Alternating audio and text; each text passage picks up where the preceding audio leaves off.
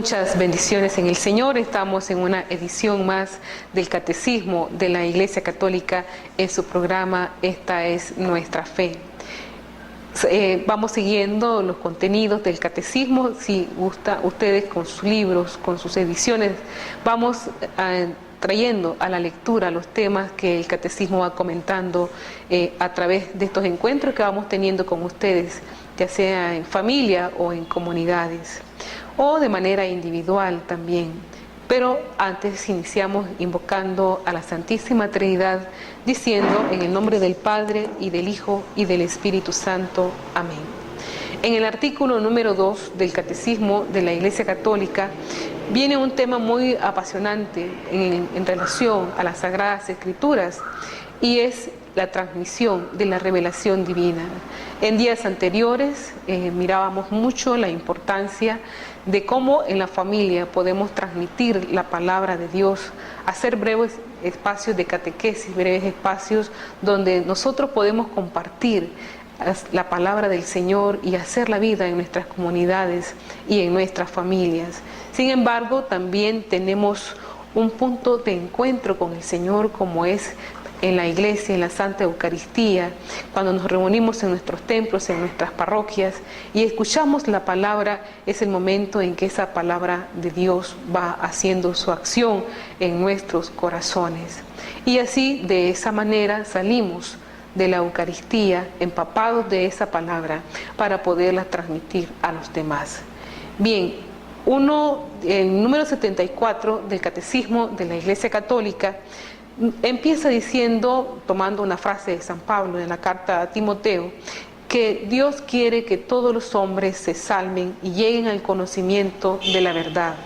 Con esta premisa puesta en San Pablo para Timoteo, nosotros se considera entonces que el propósito del Señor para cada uno de nosotros es que encontremos la salvación, y eso es un plan de Dios.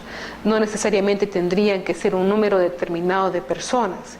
Aquí San Pablo es categórico y dice que Dios quiere que todos los hombres se salven, pero para eso se necesita evangelizar, extender el reino de Dios para que la palabra del Señor pueda llegar a todos, pueda llegar a cada uno de nosotros, porque este es el propósito del Señor.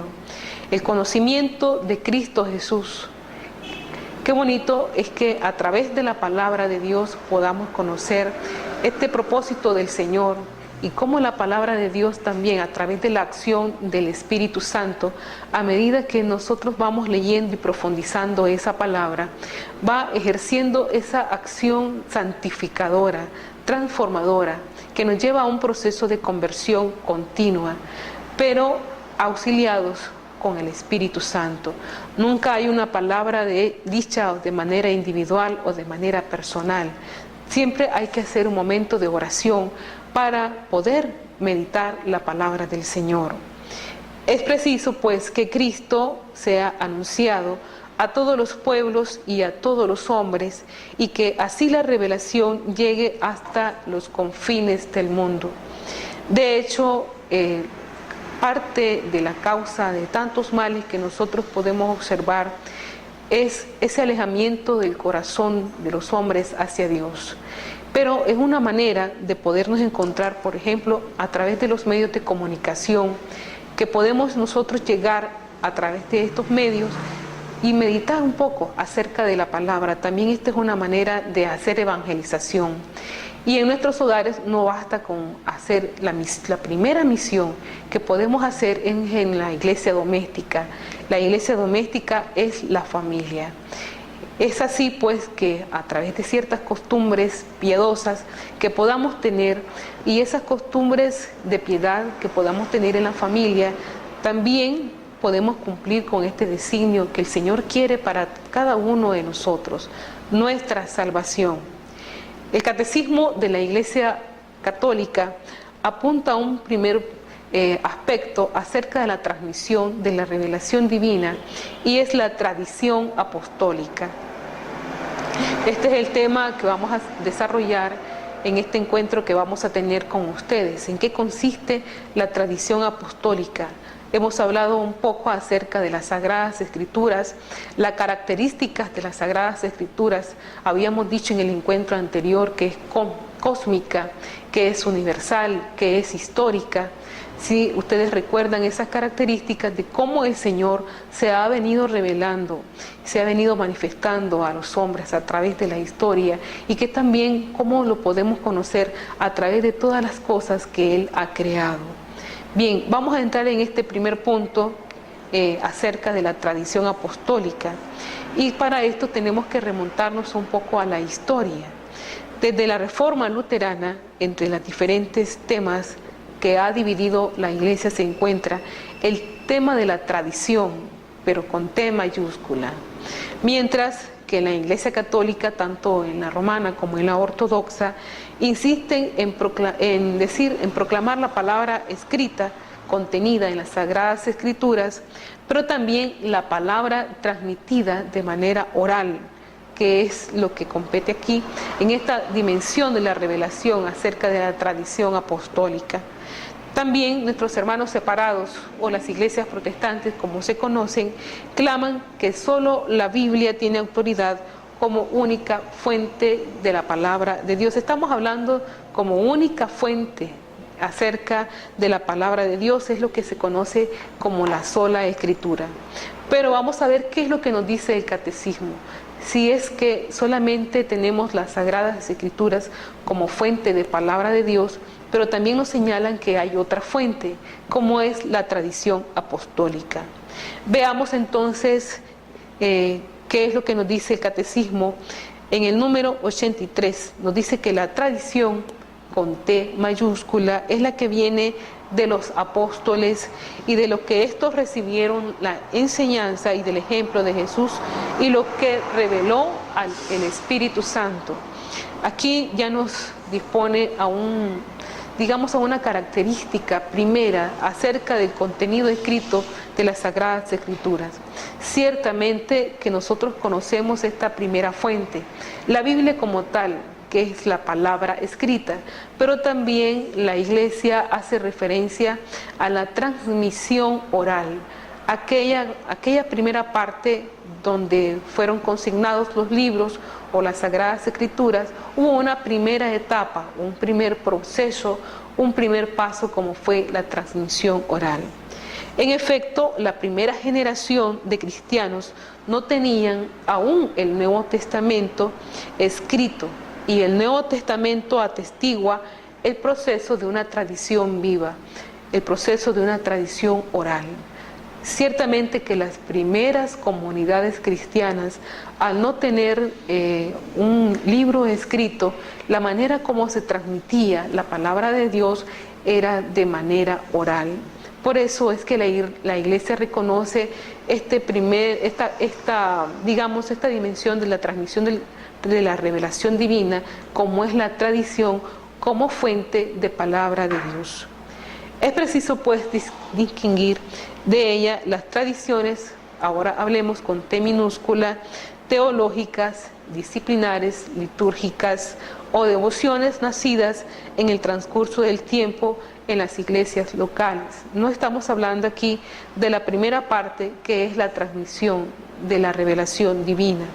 Solo a la luz de la gran tradición, aquellas pueden ser mantenidas, modificadas o también abandonadas bajo la guía del magisterio de la Iglesia.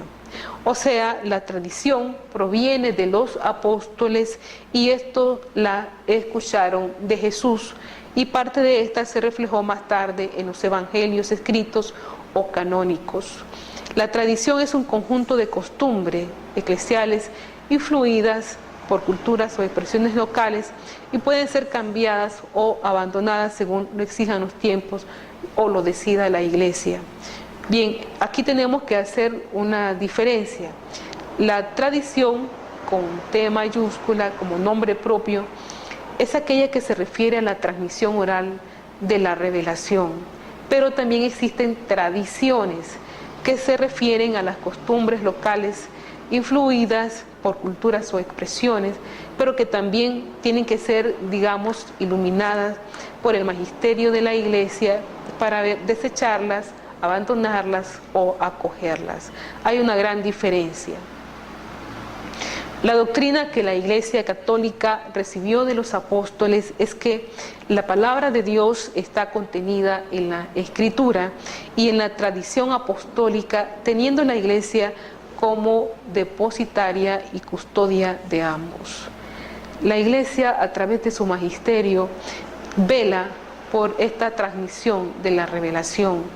No necesariamente tendría que venir una persona y decir alguna doctrina al arbitrio, sino que esta tiene que ser custodiada por el magisterio de la Iglesia para que sea transmitida de manera fiel, desde la manera como la transmitieron los apóstoles, y esta no se degenere completamente. Tanto los judíos como los musulmanes son llamados los pueblos del libro, pues ambos se basan en un libro, la Biblia, y en el caso de los musulmanes es el Corán. Y solo en ellos, nosotros los cristianos, no somos el pueblo del libro, somos el pueblo de la palabra viva y eficaz que es contenida en la Biblia y en la tradición. Veamos, al pueblo hebreo, al cual hemos llamado pueblo del libro, este pueblo tuvo la palabra de Dios en forma escrita y en forma oral, o tradición. Hubo un primer momento, estamos hablando de este primer proceso para que llegase al libro escrito. Hubo primero la tradición oral o la transmisión de aquellas mismas palabras de Jesús o los oráculos de los profetas. Hubo primero esa etapa en la transmisión de la revelación. El Pentateuco o Torá, los 5 primeros libros del Antiguo Testamento, fue por siglos la parte de la tradición oral. De esta manera nosotros vamos a recordar que el pueblo de Dios, después digamos, del aspecto fundante de las tribus de Israel, inmediatamente que salen de Israel, de la esclavitud de Egipto, se reúnen las tribus nómadas en el desierto y empiezan ellos a contarse parte de las tradiciones que ellos habían vivido, de los portentos, cómo el Señor había intervenido en su historia. De esta manera se van consignando todas estas historias que nosotros conocemos y están consignadas en las Sagradas Escrituras. Pero primero, entre ellos, se tuvieron que contar cómo el Señor intervino en su historia.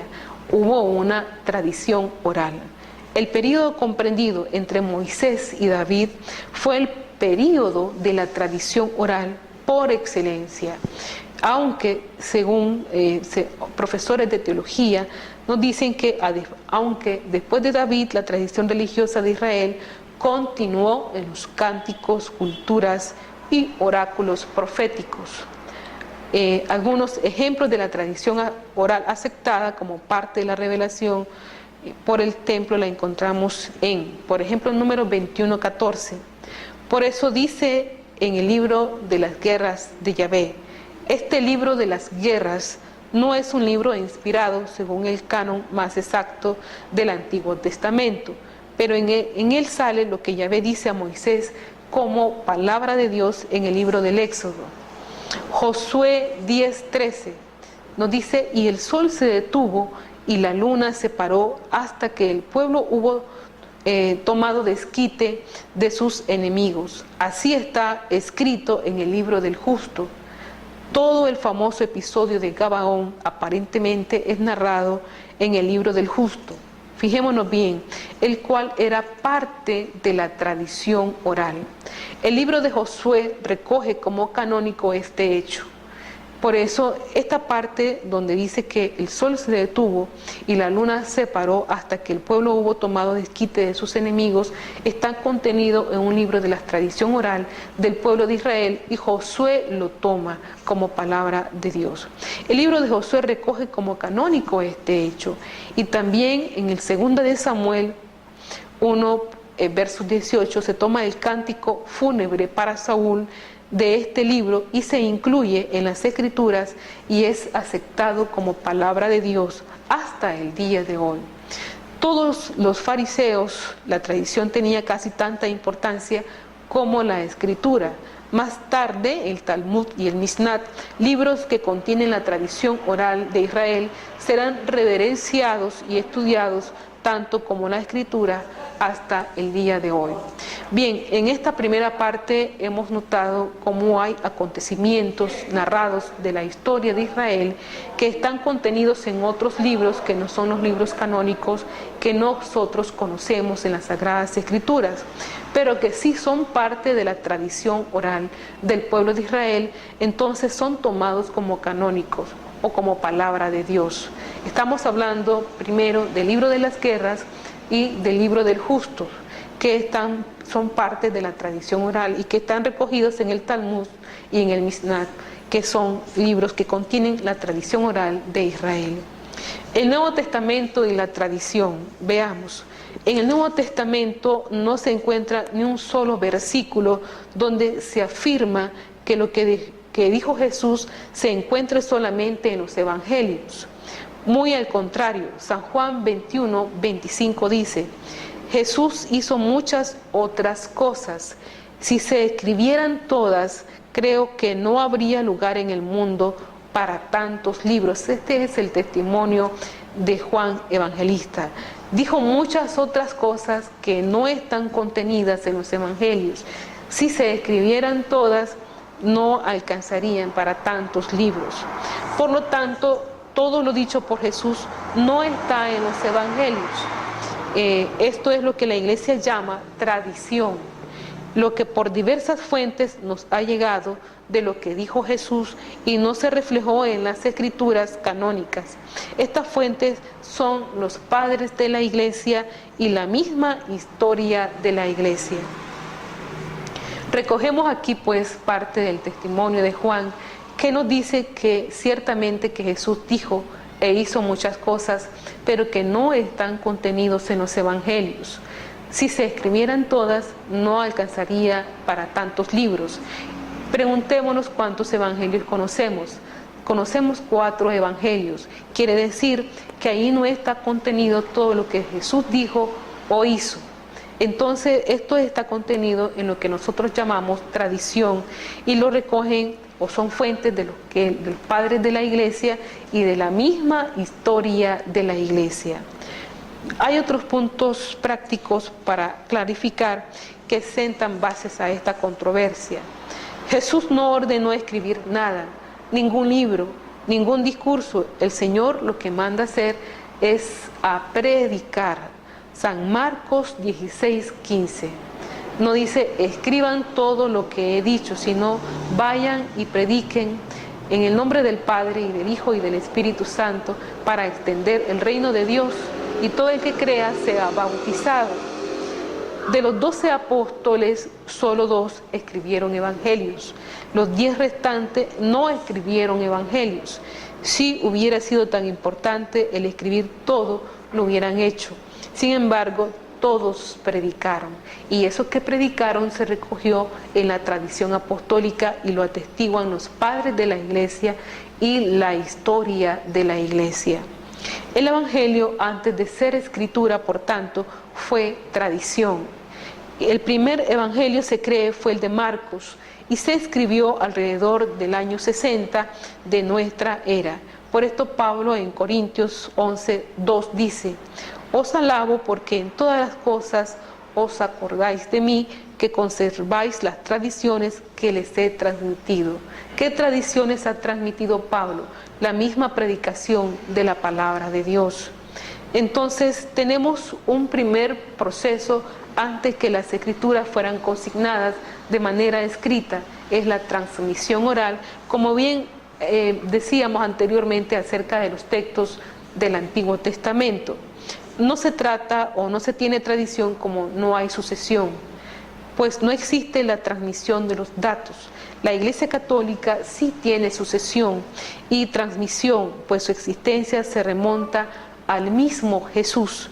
El resto de las iglesias surgen en el siglo XVI, por lo tanto no tienen tradición alguna, y si la tuvieran sería la tradición de la Iglesia Católica, y este es el motivo por el cual las iglesias o nuestros hermanos separados rechazan la tradición como fuente de la revelación divina. Estamos hablando de fuente de revelación divina, a cómo es también las Sagradas Escrituras.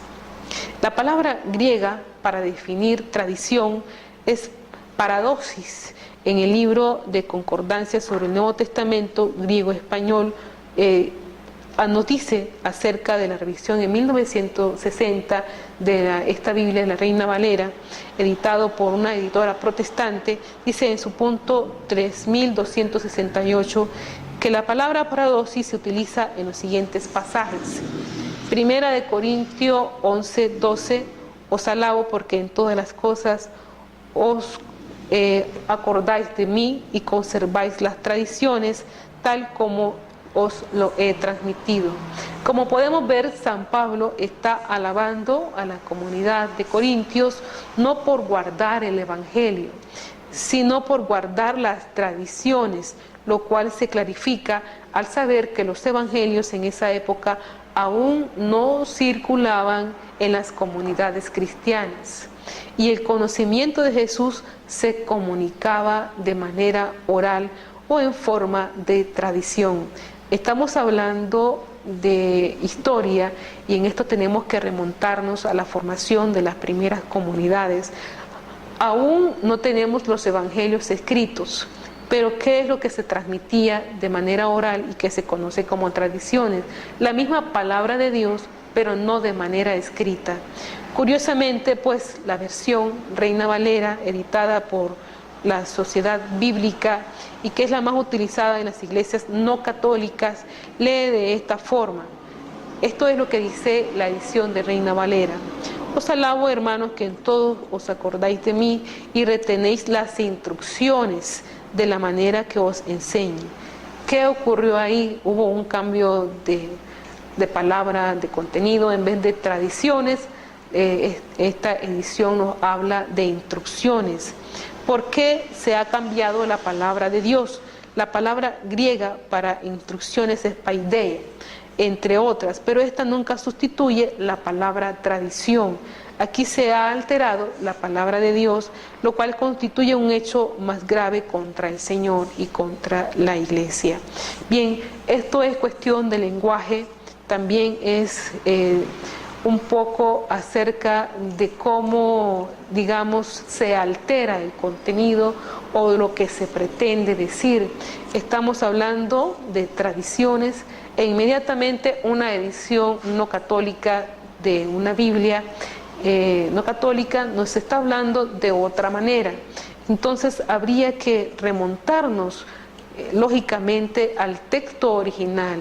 Y en el texto original sí San Pablo habla de tradiciones, de lo que se ha transmitido. Segunda de Tesalonicenses 2:15 nos dice: así pues, hermanos, manteneos firmes y conservad las tradiciones que habéis recibido de nosotros. Aquí de nuevo la versión Reina Valera, una Biblia no católica, vuelve a cambiar la palabra paradosis, incurriendo en un nuevo error. Y San Pablo insiste continuamente en que se debe conservar todo lo que se ha recibido por él y que a su vez recibió de los apóstoles, y esto es tradición. Otro ejemplo de cómo se instituyó la tradición nos lo da Pablo en 2 de Timoteo 2:2, donde el apóstol dice: y lo que has oído de mí entre muchos testigos, esto engargólalo a los hombres fieles que sean idóneos para enseñar a otros. San Pablo enseña a Timoteo para que éste enseñe a otros. He aquí pues un magnífico ejemplo de tradición. Otro ejemplo de tradición lo tenemos en 1 Corintios 11:23, donde dice el apóstol: porque yo recibí del Señor lo que les he transmitido. Esto hablando de la Eucaristía. Así pues el Señor mismo les entrega a Pablo la tradición, pues Pablo no habla aquí de ningún libro escrito, sino de la palabra escuchada. Estamos en una primera etapa de la formación de las primeras comunidades cristianas.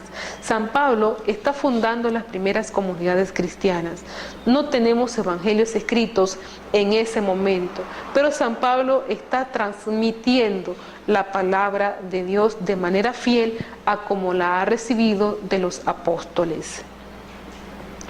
Primera de Corintios 15:5 dice, y que apareció a Cefas y después a los 12. Aquí San Pablo nos da un dato del cual no nos habla de ningún evangelista. El Señor se le apareció primero a Pedro. ¿De dónde saca Pablo este dato? Porque él no estaba en el acontecimiento, lo saca de la tradición, de lo que él ha recibido de manera oral de los apóstoles. Concluyendo, los apóstoles y los primeros cristianos solo tuvieron la tradición apostólica en forma de predicación evangélica, pues los apóstoles no se dedicaron a escribir ni tenían mandato directo del Señor de escribir nada. Solamente mucho tiempo después, cuando la iglesia reconoció que la venida del Señor no era inminente, algunos apóstoles, Mateo y Juan, van a escribir sus recuerdos del Señor Jesús. Marcos y Lucas van a escribir uno lo que escuchó de Pedro y otro lo que investigó de testigos oculares acerca de la vida del Señor. Los otros 10 apóstoles no escribieron nada y dejaron su legado en forma de tradición en la iglesia. Fijémonos bien entonces cómo este legado del Señor, a través de la transmisión de la palabra de Dios, cada uno de los apóstoles formó comunidades donde ellos transmitieron esta palabra de Dios de manera oral. Se consignaron entonces 4 evangelios, 2 de ellos lo escribieron de los mismos recuerdos que tenían del Señor, y los otros 2, uno acerca del testimonio de Pedro y otro de los testigos oculares de los que vieron actuar al Señor. De esta manera, por eso es que se consigna que la tradición apostólica es fuente misma de la revelación divina. Por eso ya tenemos entonces, recapitulando un poco, entendemos como tradición aquello que se transmitió de los apóstoles y que está consignada como parte de la historia de la iglesia, y lo recibieron los mismos padres de la iglesia. En las primeras comunidades cristianas circularon muchos escritos que se atribuyeron a los apóstoles, pero que en realidad eran de contenido herético o falso. Hubieron muchos escritos, fíjense bien, que se le atribuyeron a los apóstoles, pero tenían contenido herético o falso. En el año 397, los obispos de la Iglesia Católica, era la única que existía en ese momento, no habían iglesias que se habían dividido, sino que esto se dio mucho tiempo después.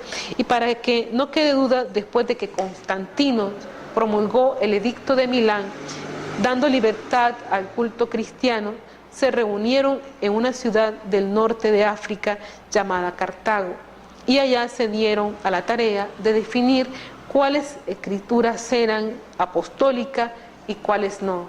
Bien, si se consignaron estos escritos y de la manera como se le atribuían a los apóstoles, hubo necesidad de que se estudiara qué contenido era falso o herético y aquellas que tenían cierto contenido de verdad. Por esto es que se reúnen para estudiar los libros o los escritos de aquello que se había transmitido. ¿Qué concepto utilizaron para esta revisión? Sencillamente la tradición de la iglesia, ya que los evangelios no se definen solos, pues Jesús no dejó una lista de ellos. Ni Jesús ni los apóstoles definieron el canon de las escrituras que todas las iglesias utilizan hoy. Fueron sus sucesores, o sea, los obispos de la Iglesia Católica, los que lo hicieron. Es por esta razón que dudar de la iglesia es dudar de la escritura. Bien, ¿qué podemos decir? Que las iglesias no católicas consignan los libros que nosotros conocemos de las Sagradas Escrituras, que provienen precisamente del estudio que realizaron los obispos de la Iglesia Católica, porque ellos todavía no existían. Eusebio es el primer historiador de la Iglesia en los años 300 después de Cristo, lista la sucesión de varios obispos y decía que estas listas de sucesión eran una seguridad de que los evangelios fueron conservados y transmitidos sin error, y que esto constituía la base de la Iglesia católica. Por eso hoy se nos viene mucho de esto, de la historia antigua, y por ejemplo, se han promulgado películas, nosotros vemos en ciertos canales de televisión hacer, digamos, especulaciones acerca de las historias bíblicas. Son especulaciones que vienen tomadas de estos libros heréticos o de contenido falso, que no están contenidos en los libros de las Sagradas Escrituras, y entonces promueven ciertas documentales de investigación supuestas en verdad, pero que no tienen ningún contenido cierto. Por eso nosotros tenemos que estar atentos a las Sagradas Escrituras, para que podamos discernir qué cosa es verdad y qué cosa es falso. Algunos argumentan que San Pablo alertó contra las tradiciones y presentan versículos tales como Colosenses 2:3, pero si se lee el versículo en su contexto, nos daremos cuenta que Pablo se refiere a las tradiciones judaicas, que eran el camino a la ley, no a la tradición de la Iglesia, la cual recomendaba guardar. En esto es lo que se refiere. Primera de Timoteo 3:15: y si no fuera tan presto para que sepas cómo te conviene conversar en la casa del Dios, que es la iglesia del Dios vivo, columna y apoyo de la verdad. San Pablo en este versículo arroja con gran claridad sobre el tema del cual hablamos. Nosotros no somos pues el pueblo del libro, como el hebreo, somos el pueblo de la palabra. El Señor nos mandó a escribir, el Señor mandó a predicar. Las escrituras surgieron como una necesidad de la iglesia de conservar las palabras de Jesús. La iglesia definió las escrituras. ¿Por qué? Lo que dice Pablo, ella es columna y apoyo de la verdad, y como tal ha definido, conservado y custodiado la palabra escrita y la tradición como auténtica palabra de Dios. Si la iglesia fue buena para definir la escritura, también es buena para definir la tradición, pues lo ha hecho con la misma autoridad. Si se acepta una, hay que aceptar la otra. Si se desecha una, hay que desechar la otra. Si no, es pura malicia o hipocresía, y esto no es de Dios. San Cipriano, un padre de la iglesia, escribió en el año 255 después de Cristo. Notemos en el tiempo, estamos en digamos ya hay comunidades cristianas formadas. Los padres de la iglesia vienen escuchando lo que transmitieron los apóstoles, y estos los vienen consignando y dan testimonio. Jesús edificó la iglesia sobre uno solo, nos dice San Cipriano, y aunque después de la resurrección le dio a todos los apóstoles igual potestad, sin embargo, para manifestar la unidad, dispuso con su autoridad que el origen de la misma unidad se iniciara en uno solo, en Pedro. Por eso tenemos que tener bastante cuidado con este tipo de documentales o películas que atentan contra la verdad que nosotros conocemos, porque son tomados, algunos no son tomados, pueden dar pruebas históricas, pero también a la par de pruebas históricas ponen datos novelescos o alterados. Entonces una verdad con una mentira da consecuencia a una mentira. Jamás una verdad va a estar mezclado con algo que no es cierto. Entonces de esta manera surgen las confusiones, como en el Código Da Vinci, por ejemplo, que confundió a muchas personas acerca de los orígenes de Jesús, de la divinidad del Señor. Sin embargo, nosotros tenemos que tener bastante cuidado, estar alertas y atentos para poder discernir lo que es verdadero de lo falso. Esto es parte del consejo de San Pablo a Timoteo.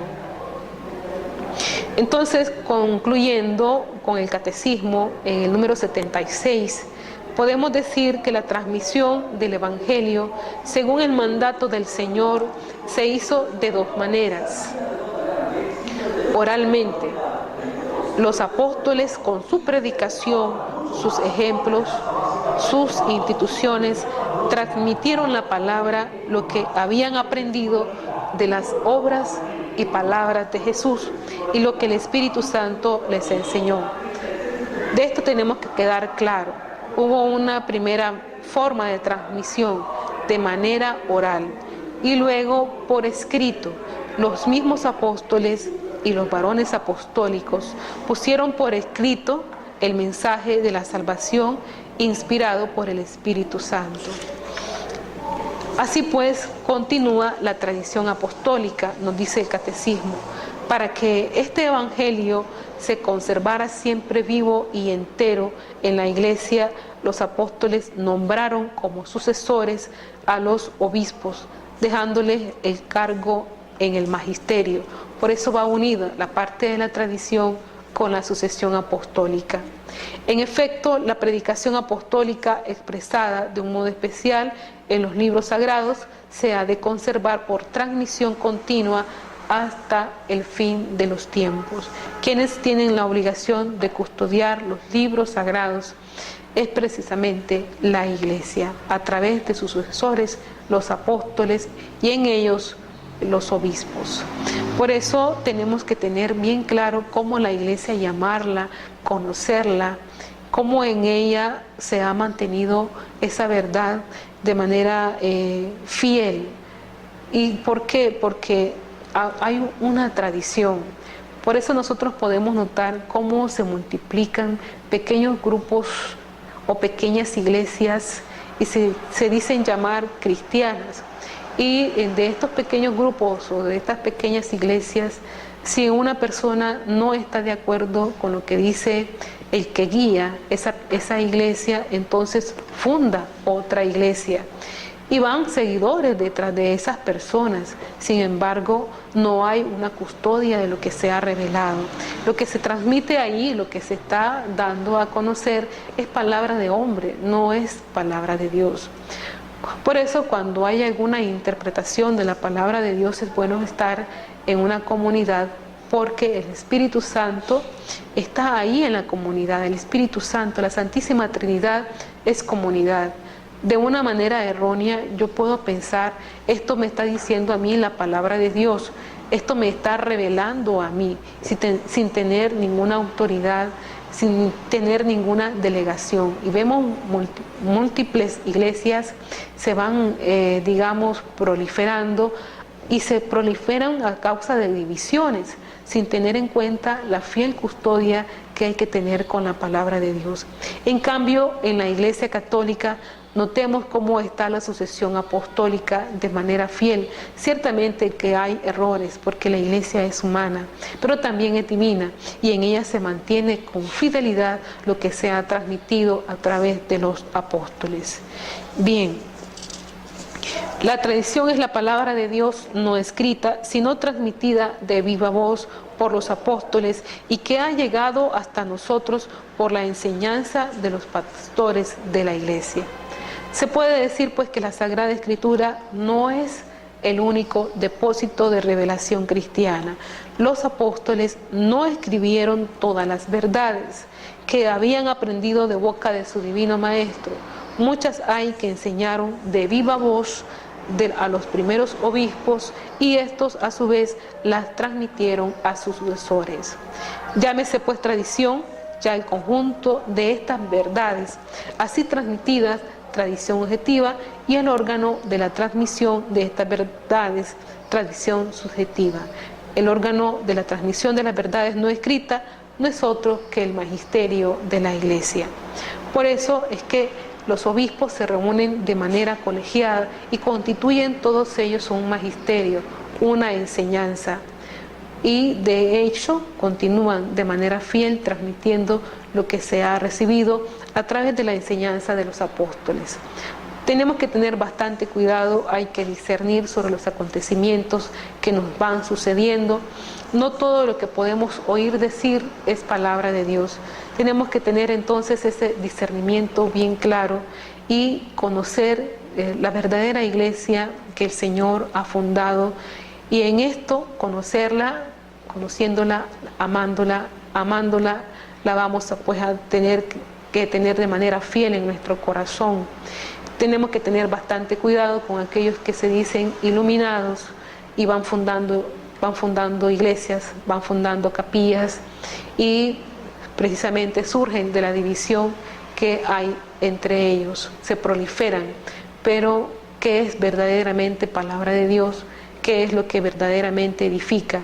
Si esa palabra me edifica, si esa palabra construye, o a veces si nosotros solemos oír que en esa palabra se destruye a otra persona, aunque fuera la misma iglesia, y se destruye incluso la persona o lo que nosotros creemos o profesamos, entonces ahí no hay palabra de Dios, porque jamás se puede un reino dividir a sí mismo, como escuchamos en el Evangelio del domingo pasado.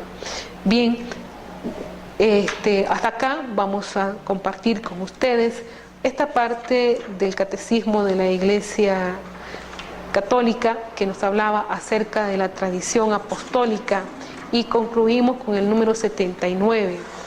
Así, la comunicación que el Padre ha hecho de sí mismo por su Verbo en el Espíritu Santo sigue presente y activa en la Iglesia.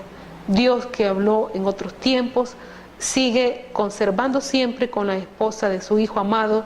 Así el Espíritu Santo, porque la voz viva del Evangelio resuena en la Iglesia y por ella en el mundo entero, va introduciendo a los fieles en la verdad plena y hace que habite en ellos intensamente la palabra de Cristo. Que podamos pues mantenernos en la fidelidad a la cual el Señor nos ha llamado y nos ha convocado, discerniendo con rectitud los acontecimientos que nosotros nos vaya sucediendo y amando más a nuestra Iglesia Católica. Hasta una próxima edición del Catecismo de la Iglesia Católica en su programa Esta es nuestra fe. No es fácil que una persona encuentre a Dios por la razón. Por ello, Dios sale al paso de esta necesidad y podríamos decir que sale al encuentro de cada uno de nosotros. Dios se revela, se autorrevela, se nos presenta, se nos muestra.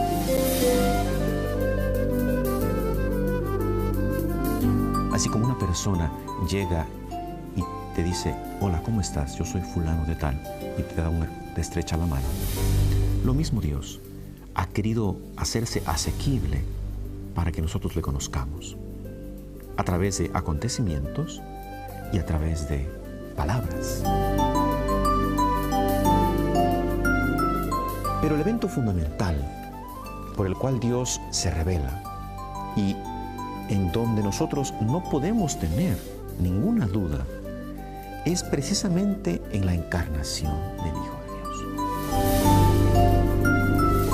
Porque es ahí en donde Dios nos da su palabra.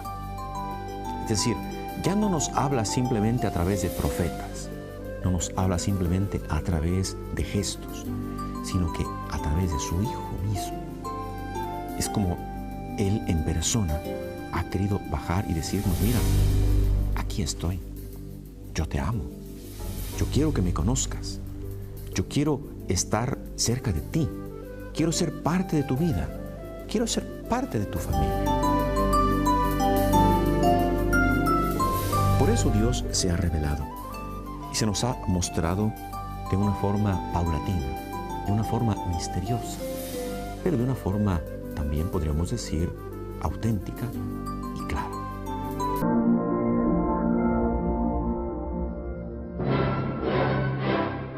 Creo en un solo Dios, Padre Todopoderoso, Creador del cielo y de la tierra, de todo lo visible y lo invisible. Creo en un solo Señor Jesucristo, Hijo único de Dios, nacido del Padre antes de todos los siglos, Dios de Dios, luz de luz, Dios verdadero de Dios verdadero, engendrado, no creado, de la misma naturaleza del Padre, por quien todo fue hecho, que por nosotros los hombres y por nuestra salvación bajó del cielo, y por obra del Espíritu Santo se encarnó de María la Virgen y se hizo hombre, y por nuestra causa fue crucificado en tiempos de Poncio Pilato. padeció y fue sepultado, y resucitó al tercer día según las Escrituras, y subió al cielo, y está sentado a la derecha del Padre, y de nuevo vendrá con gloria para juzgar a vivos y muertos, y su reino no tendrá fin. Creo en el Espíritu Santo, Señor y dador de vida, que procede del Padre y del Hijo, que con el Padre y el Hijo recibe una misma adoración y gloria, y que habló por los profetas. Creo en la Iglesia, que es una, santa, católica y apostólica. Confieso que hay un solo bautismo para el perdón de los pecados. Espero la resurrección de los muertos y la vida del mundo futuro. Amén.